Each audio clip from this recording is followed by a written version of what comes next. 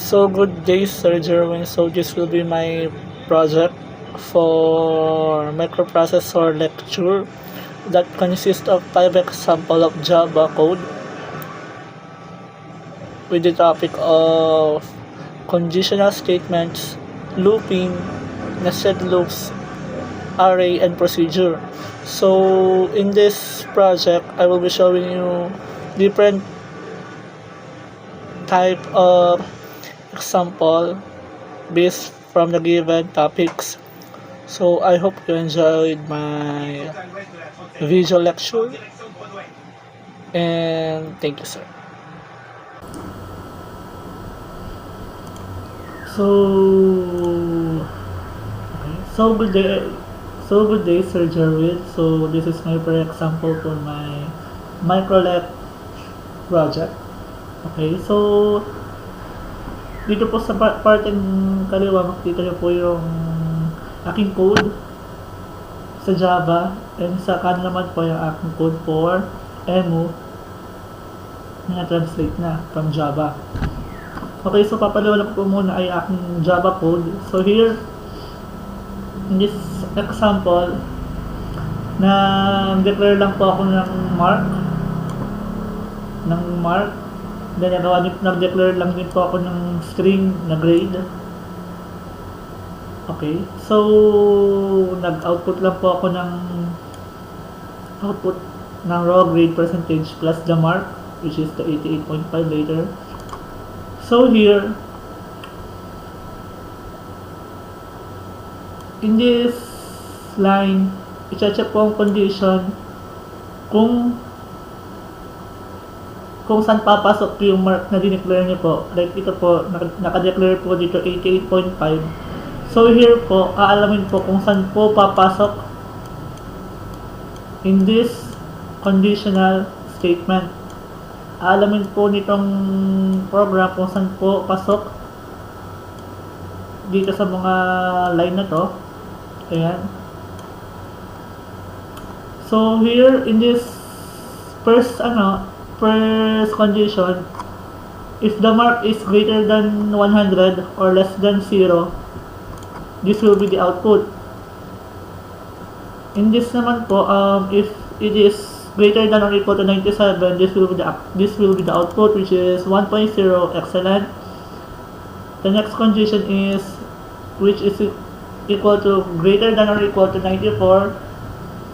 The grade is 1.25. Next is greater than or equal to 91, 1.5. Next condition is 88, 1.75. Next is greater than or equal to 85, which is 2, and so on and so forth. So here, itetest na po yung 88.5. Ang 88.5 po ay magiging pasok, ay malamang po dito hindi na po pasok kasi ito po ay greater than 100 or equal to 0. Ang mark naman po natin ay 88.5, so hindi na po pasok. Dito naman po greater than or equal to 97, hindi din pasok. Dito naman po ay greater than or equal to 94, hindi din pasok. Here, hindi din pasok. Oh, here, ayan po, 88. So dito po siya papasok sa condition na to, which is 88.5, pasok po dito sa 88 po, greater than or equal to 88. Okay, so here, after po malaman po kung saan pong condition siya pasok, i-output lang po yung equivalent grade plus itong grade na ito, which is nakuha natin kanina sa here. Let's run this. Yan lang po. So your raw grade percentage is 88.5, which is this one, and equivalent grade is 1.75 since dito po siya pasok. Dito po sa declaration na to, pwede po siyang patan. Try po natin siyang 75. Ayan. So run po natin. Oh, your grade is 3, which is pasok here. And mark is equal to 75. Kaya 3 ka, pasok ka pa rin naman. Try po natin mag 74 if mababago. Ayan na po. Since 74 po is pasok po dito sa condition na to, ang lalabas po dyan ay 4 and conditional. That's for the Java. And let's translate that Java code into an MO8086 here. Okay, so in this line, nag-declare lang po tayo ng mga kakailangan natin mamaya for the conditioning. This one represent this message.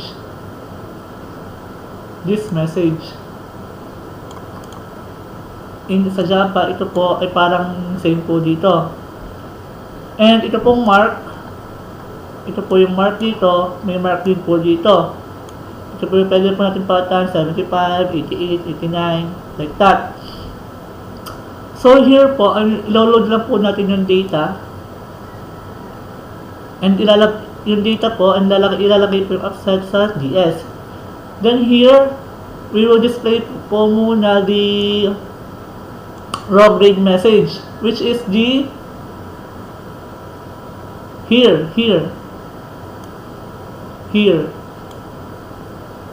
the raw grade message. Okay, so i-print lang po dito sa part na to, then ilo-load po yung grade, kung ano po yung nakalagay, kung ano po yung mark, which is the 75, ilalagay po natin sa AL. Then yung AL, which is meron na pong laman na 75, ilalagay naman po natin sa BH. Then dito naman po, i-check na po ang condition. Compare BH, which is 75 here, which is 75. I-compare 75, 97. In here, if BH is greater than or equal to 97, jump siya dito sa show 1, which is this. And meron po siyang laman mag-print na grade 1 message, which is the grade 1 message is this one. Ayan. 1. Kung pasok po siya dito sa condition na to. I-check lang po yung isa-isa. I-check po isa-isa. Kung pasok po dito, kung pasok po dito, kung pasok po dito. And ang hinahanap po natin is 75, which is 75 is pasok dito sa compare na to.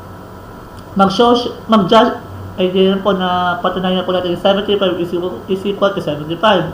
Mag-judge equal po siya dito sa jump equal po siya sa show 300, which is this one na may mag-print na grade 300 message, which is this one na may lamang equivalent grade 3 passed, like same na po dito sa Java, automatic 75.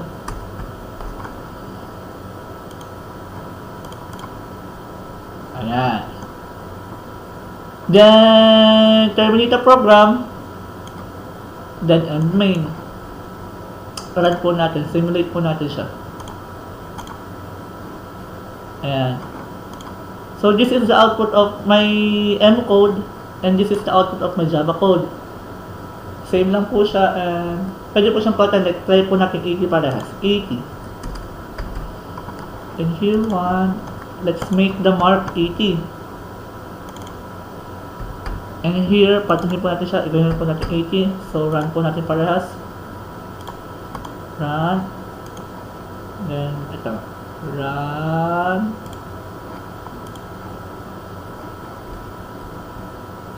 Here. Parehas po siyang 80. And parehas po siyang 2.5. Okay? Thank you po. So, for the next example po, sir, for example 2, I use here some conditional statements, for loop and procedure or what we call method here in Java. So, the first thing I did here is declare the names of my father and my sister that I like to check or assess whether they are same or not. So here, I declare it, then output it by father plus the name of my father, then sister, then the name of my sister. So after that, output it, we call the compare names. We call the compare names method. So here we will be assessing it if they are same or not, and we will know where at location they become different. And also when they are the same but which is longer than the other one, they will be not the same also. Okay, so here we call the compare name. So punta po siya dito. Dito inalam lang po natin kung ano yung length ng dalawang name. Nagagawin po natin mamaya din sa loop. So here for loop din nag-initialize po tayo ng I, which is the parang magiging counter po natin, and I is less than min length, which is the here. Kinuha po na natin yung haba ng names. So isa-isa po siyang ilulup. Then if they are the same at that specific location, they will loop again. They will loop again and they will loop again until the end. If they are the same. If they are not the same at some location, it will print the system out that print ln names are different, and they will also print it the location where they become different. Okay, so here the next conditional statement, if the name.length is not equal to name.length 2, magpiprint din po agad siya ng names are different. And also kung saan sila differ location, like that. And if they are the same, then it will output it the names are the same. That's it. So I will run it. Ayan. So here is I said this one, and this one is this. Then for the looping, inalam po muna kung ilang length ng names, then assess it if they are the same or not. Then after assessing it, the program tells that the names are different, and they are differ from the location 7 before 7, like this. 1 2 3 4 5 6 7. After 7, they are not the same na. Okay, so that's for the Java. So let's go to the emu. Here in emu, I also declare first my father and sister's name, which is the Alexander and Alexandra. Then the label, which is the father, this is parang ito po yun.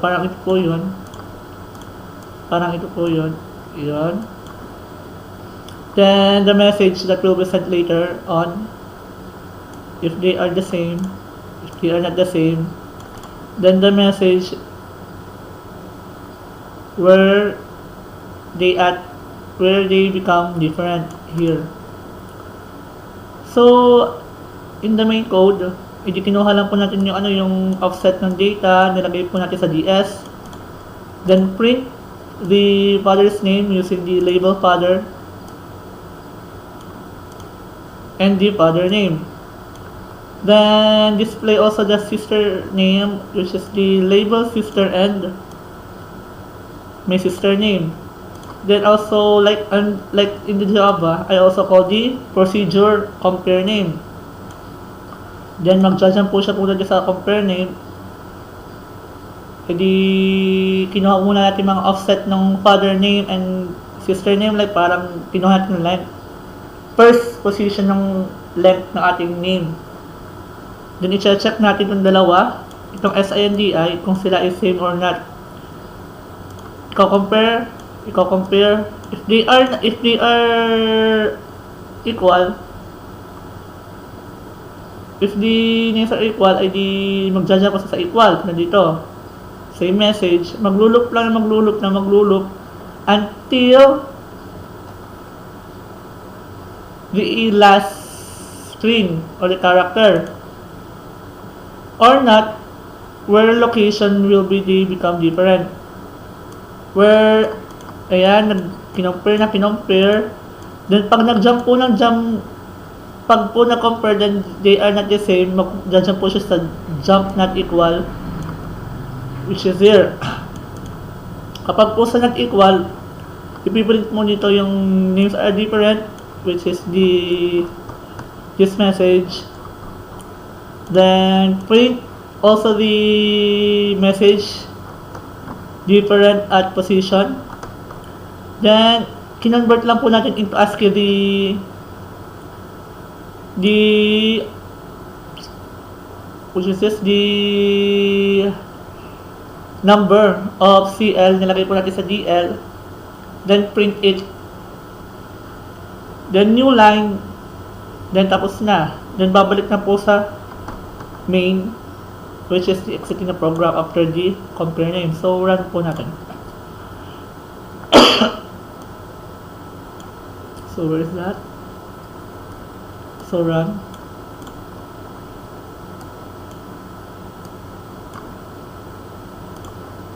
So like in the Java, we also output first my father and my sister's name. Then after assessing it, the program tells that the names are different at location 7. Okay, next sir, for this example number 3, I used loop again and conditional statement and also procedure. So here, this program counts the number of vowel and consonant in a string or words. Okay, so here I declare a name. So para di na ako mahirapan sir, nilagay ko na lang yung pangalan mo. In example ko yung pangalan mo. So here, ini-declare ko, initialize ko. Then I initialize also the vowel count and the consonant count. Then dito mga lalagay lahat. If vowel, madadagdag dito. If consonant, madadagdagan dito. So here, maglulup na muna. So for this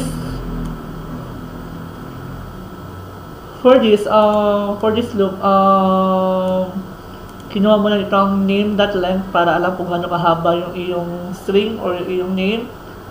Then isa-isa nang i-proceed yung iyong words. So here, per character, nilagay po natin to lowercase para po dali nang ma-identify kung vowel or consonant. So here, if the character is a letter, dito naman po ay, if the character is a letter or a vowel, magkakompute sa vowel count. Otherwise, maglalagay na po dito kapag consonant. So here, call po dito yung ating is vowel, what do you call this method? Pupunta po dito. Kapag po yung character at that specific location is equal to A, E, and I, and O, and U, babalik po siya dito. Pag po same, magbabawal count. Madadagdagan yung vowel count here. If hindi po katulad nun, madadagdag naman dito sa else, which is the consonant count. Then after po nun, makailang ulit na ikot, after matapos lahat, ay pupunta na po dito sa output, which is the system.output.print, which is your name or your words or your strings. Then output the total number of vowels which is the vowel count, kung ilan na po yung nalagay dito. Then total consonants, which is nakalagay po dito sa ating consonant count after the looping. Yun, and then run po ulit natin para makita po kung nagana talaga. Ayan, so here I also output it the vowel and consonant counter, then your name, sir, then the total number of vowel, which is 9. So E 1, 2, 3, 4, 5, 6, 7, 8, 9. 8 vowels, and the other one, which is the consonant, is 12, which is 1, 2, 3, 4, 6, 7, 8, 9, 10, 11, 12. Okay, so that's it for the Java code. So let's proceed for the EMU. Over here, so gaya po ng ginagawa ko dito sa Java, so nag-declare muna ako ng mga message or ng mga strings na gagamit natin mamaya, which is the name, the consonant vowel, the total vowels, the total consonant. Ayan, sir. So here, ayan, so sa main procedure, so we initialize the data, kinuha natin offset, nilagay sa DS, then ni-print yung ating title message, which is the here vowel, consonant, and counter. Then ni-show name natin gamit yung name label. After that, the actual name, which is the Jerwin Venezuela of Murga. Then initialize po natin itong mga CX and BX and SI for the CX for the counter of the vowel and BX for the counter of consonant, which is naka-initialize siya as 0 muna kasi wala pa naman pong nare-read. So here punta naman tayo ng count loop. Yung SI, which is the counter to character in name string, the offset pa siya 0. Pupunta po dito, lalagay po yung 0, which is the first location, lalagay sa AL. Then if equal, di-display yung count. If yes, show result. Ayan, pupunta na if a string, pupunta po dito, then i-check po kung uppercase or lowercase muna. Kapag uppercase, i-check po dito kung if before A, i-skip. Pero kapag after A, which is the A to Z na lowercase, pupunta po siya dito sa next character. I-check po niya kung A ba or C or D or vowels. Ayan, so dito kapag po if before A, no, skip lang. Kapag after A, pupunta po siya dito. I-check po natin kung A or B or I or O or E or U pala. Kapag po ganyan yung mga string, magja-jump po siya palagi sa is vowel, which is this 1, which is where it is. Pupunta po siya sa is vowel. Ayan. Pupunta po siya sa is vowel kapag po malalaking A, B, C, E, O, U, E, I. Pupunta po dito sa CX, which is mag-i-implement kapag ganon. Kapag naman po hindi ganun kalabas, magja-jump naman po sa is constant, which is here. Then mag-i-increment kung ilan man yon. Then kung meron mang lowercase, ay i-check po na same with the uppercase. Check muna kung A, di punta po dito sa mga vowels. Then after that, i-check kung maliliit na I, O, A, ganon. Mag-jump lang po sa vowel pa rin, then mag-a-add pa rin. Kapag naman po hindi A, E, I, O, ay di sa consonant naman po yung maliliit na letter na yon, then i-increment ulit dito. So that, paulit-ulit lang po yun, di next character, ulit, next character, ulit, next character, ulit. Until na matapos lahat ng character. So, after that looping, matapos lahat ng character na i-test kung vowel or consonant, so magdi-display naman tayo ng counts. So, here, i-show natin yung total vowel count. So, kinuha muna natin yung ni-display muna natin total vowel counts. Then, kinuha natin yung CX, which is the CX is the, vowel count. Nilagay natin sa AX, then, di-display na number. After that, ma-display yung AX, pumunta naman tayo sa show total consonant, then pinrint yung label, then yung BX, which is the number of the consonant, nilagay din ulit natin sa AX, then call display number natin ulit, which is the pinush natin para makita natin yung number nung consonant. Ganun ulit. After that, ayan, ito yung procedure ng display number. Di ba? Punta dito, call number. Punta dito, pinush yung AB, pinush yung AB, pinush yung AB, AX, CX, DX, and SI, pinush lahat. After that, kinuha natin yung count buffer, yung offset ng SI. I mean, yung count buffer nilagay natin sa SI, and yung 6 nilagay natin sa CX, which is the clear 6 characters. Ayun. Then, after that, i-convert natin yung loop into SOR using SOR. Ayun, then done conversion. Then babalik na ulit dito para ma-print yung total number of the vowel or consonant. Okay, that's it.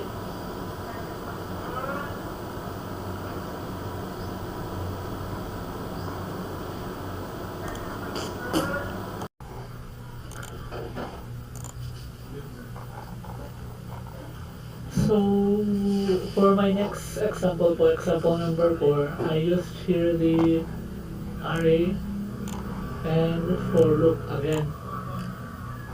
So here in my Java code, I declare an array that consists 10 elements, which is 1, 5, 2, 6, 8, 31, 53, 64, 51, and 27. So after that, I want to change every odd numbers into Hasela and even numbers into Jade. So ginawa ko ito, nag-for loop po ako, nag-prepare po ako ng index, which is the 0. After that, nag-condition po ako, which is the index is greater than, less than the number of length, which is the here, which is 10, 9.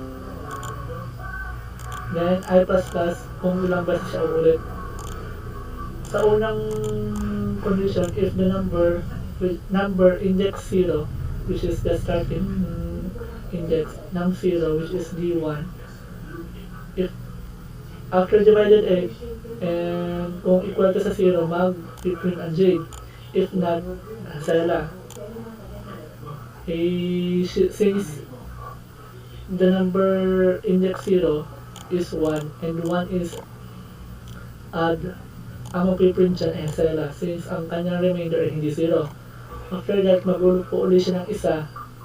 Lilipat naman sa nums index 1, which is the 5, and 5 also odd number, and mapiprint po rin Hasela until matapos yung lahat ng elements. And the output will be like this. Hasela JJ. Oh my god. Yun. Ay, sorry sir. Kala ko yung pre-record yung aking mukha. So ayan. So 1 is, ang lahat ng odd numbers is 1, 5, 6, I mean 1, 5, 31, 53, 51, 27, lahat po yan ay naging asela. And lahat ng even numbers ay naging J. Yan po yung sa Java code ko. So, pagdating naman po dito sa M, so as always, I always declare muna the array, the number of the array, number of elements, then the message when even, and message when add. So here sa the main program na, ako na pinukuha ay the offset ng data, which is the 0. Then i-declare po natin using X or the SI to use nasa array. Then mag-start na po tayo agad sa loop number. So yung numbers ay dito atin 1, itong 10 elements. So mag-start muna yung CX, which is CX is will be the counter, lalagay po natin sa SI. Then mag-move po siya dito sa and dito sa compare to. Sa compare na to, if the SI is if SI is equal to CX, which is CX natin magiging counter ay 10 katapos ng program. Since SI natin ay 0 pa, mag-insert pa siya dito. So, yung nums natin, which nums SI, which is D1, pupunta siya sa AL. Then after that, call yung check parity, pupunta tayo sa back. Sa check parity, pupunta dito ng ipupush natin yung AX para ma-preserve yung value. Then DX naman para malalaman natin mamaya yung message. And since alamin natin yung number if add or even, gumamit po ako ng end. I-end po natin yung AL, which is the number, and 1. If the after end of the two numbers is 0, since then it is even, magdala po siya sa is even. And i-output nito yung message even, which is the J. If after end operator and 1 is the output, then mag-judge naman po siya sa is add. Then ipiprint yung message add. Then after that printing it, mag-judge na po siya sa dump check, which is dump check is here. Ni-restore natin yung DX register, then ni-restore ulit natin yung AX register, then babalik tayo sa here. Dito pala. Mag-jump tayo dito, magbabalik tayo dito, then mag-i-increment yung SI for next element. Then, ganun ulit po yung cycle ng aking program hanggang matapos yung 10 elements. Then after that, malaman natin yung lahat ng elements, mag-print na po lahat ng output. Mag-end program na yan. Then let's try run it. Run. Ayan po, isa-isa po siya nalabas after simulating it after the loop. Then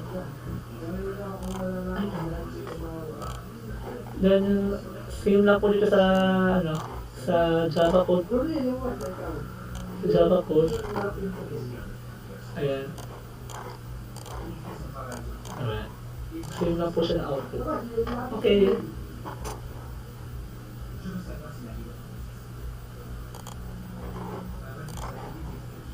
So, the example number 5.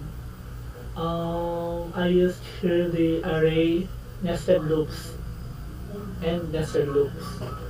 So, for the Java code first, I used two array, which is here. The time slot array that consists the 3 elements, which is the 7:30 to 9:30 to 9 and 9 to 10:30 and 10:30 to 1. And second array, which is the subjects that consists 3 also 3 elements, which is the microprocessor, software design, and electives too. So here I want to create a schedule for my Thursday schedule. So first, nag-print out muna ako ng Thursday schedule, then nested loops. So here, for my first loop, mag-print muna, alam ko muna yung time slot length, which is 2, 0, 1, and 2. Yun yung magiging basehan kung hanggang kailan lang mag-increment yung ating index, which is nag-start ng 0. So first loop, ipiprint muna natin yung system outlet print time slot I, time slot 0, which is the first element, which is this 7:30 to 9. Then after printing it, diretso tayo sa for loop again, for loop na subject dot length naman, which is the if I is equal to j, edi ang I natin is 0 and equal, and ang ating j first initially is 0. I is equal to 0, so mag-print dito yung space plus subject 0, which is the first element microprocessor. Then after that, mag-print yung subject 0, maglo-loop siya papunta, pabalik ulit sa kauna-unang loop for the second element. Then after that, second element, punta na ulit dito, second element ng subject. Then after that, punta po ulit dito sa for loop na ito, the last element, which is the 10:30 over 1. After that, printing it ulit, the subject last element naman, which is the electives. Then after that, the program is done. Then this will be the output of my program, this for my Java. After that, let's go to the emu. So, una ko palang ginagawa ay mag-declare ng ating mga messages like that. Ay ang ginawa ko muna ating header, which is the Thursday schedule. Then ang ating tatlong slots time na mamaya gagawin natin para sa printing, and the subjects 1, 2, 3. After that, gumawa ako ng time slot and subject. So, gumawa naman ako ng array based from my slot 1, slot 2, slot 3, and subject 1, subject 2, subject 3. Una kong ginawa ng array ang slots na may lamang offset ng slot 1, which is ito, and offset ng slot 2, which is ito, and offset ng slot 3, which is ito. Then next step, gumawa ako ng array subject na may lamang offset ni subject 1, offset ni subject 2, and offset ni subject 3 para magamit natin mamaya sa ating mga loopings. So after that, main naman tayo, main program. So this is always present. Kinuha natin yung offset ng data, nilagay natin sa DS, which is the 0.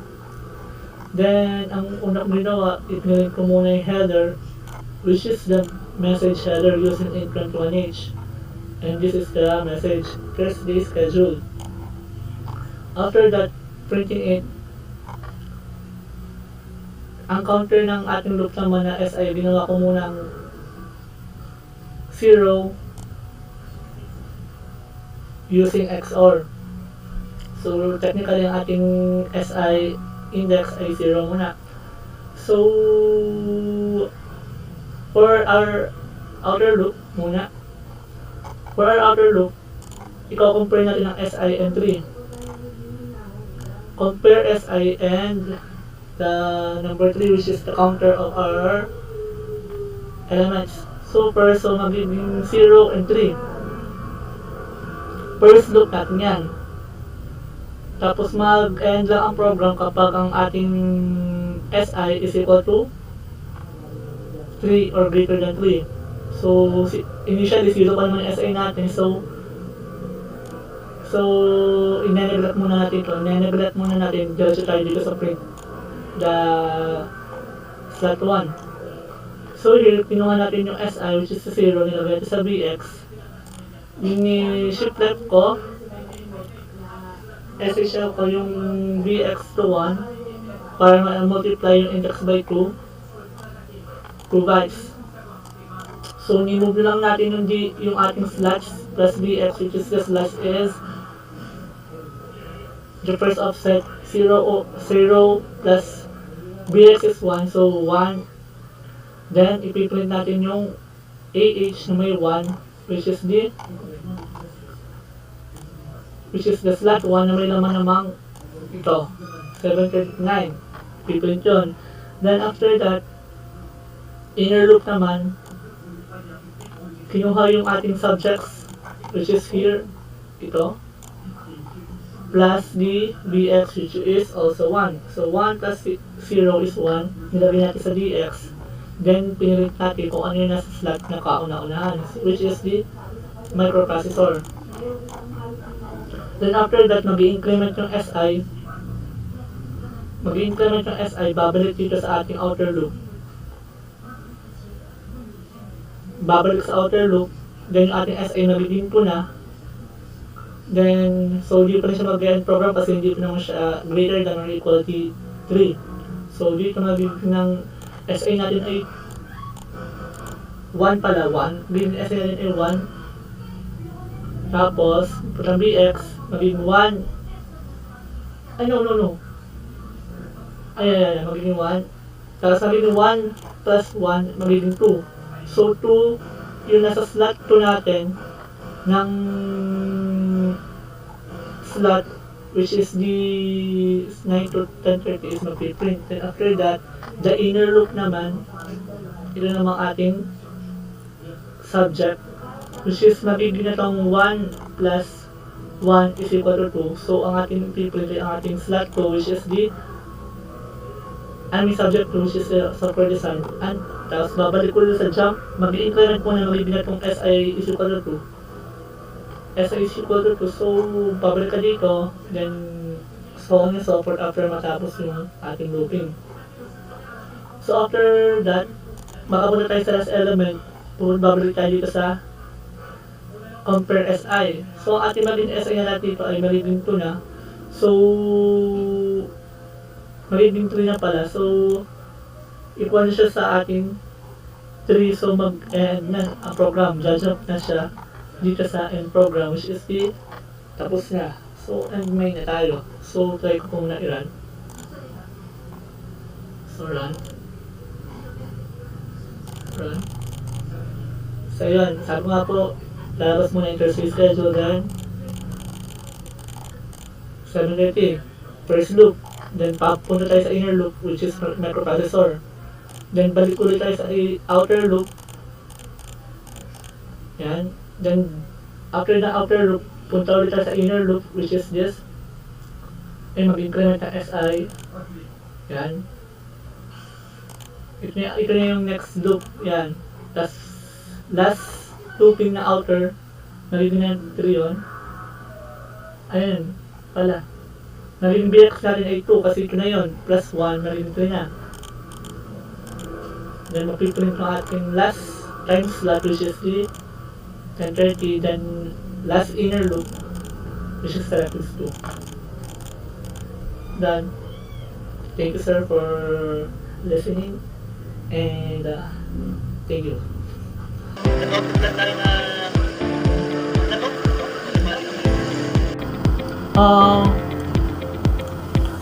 For